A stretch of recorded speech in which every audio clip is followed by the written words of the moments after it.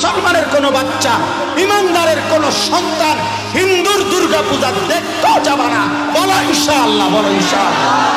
বেঈমানের দুর্গা পূজার মধ্যে একবার উকি দিতেও যেও না। তোমার ঈমান হুমকির মুখে পড়বে, তোমার ইসলাম হুমকির মুখে পড়বে, তোমার ধর্ম হুমকির মুখে পড়বে।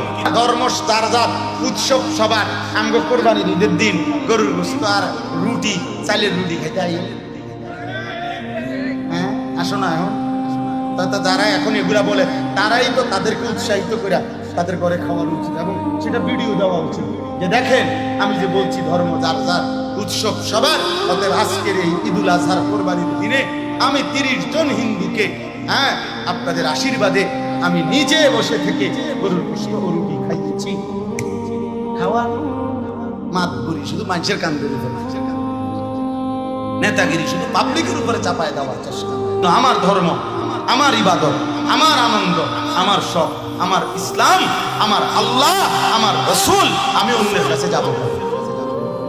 কেন যাব? বলেন যাব না ইনশাআল্লাহ। বলেন ইনশাআল্লাহ, সবাই বলেন ইনশাআল্লাহ।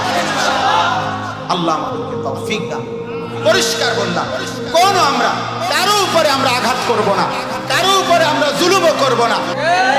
ধর্ম যার যার, উৎসব সবার। এটা মিথ্যা কথা, এটা কুফরি কথা, এটা কাফেরের কথা, এটা বেঈমানের কথা, ইমানদারের কথা হইতে পারে না। এটা বেঈমানের কথা হইতে পারে। ধর্ম যার যার, উৎসব সবার। না না, আমরা এটা মানি না, আমরা এটা মানি না। আমার ধর্ম, আমার ইবাদত। আমাদের ধর্মে কোনো আলাদা উৎসব নেই। রমজানের ঈদ এটা উৎসব, তাইলে আমরা 2 রাকাত নামাজ পড়ি কেন আলাদা? কোরবানির ঈদ এটা উৎসব, তাহলে আমরা আলাদা নামাজ পড়ি কেন?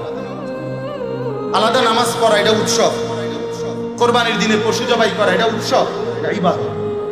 বলেন না কেন? মুমিনের হাসি ও ইবাদত, মুমিনের কান্না ও ইবাদত।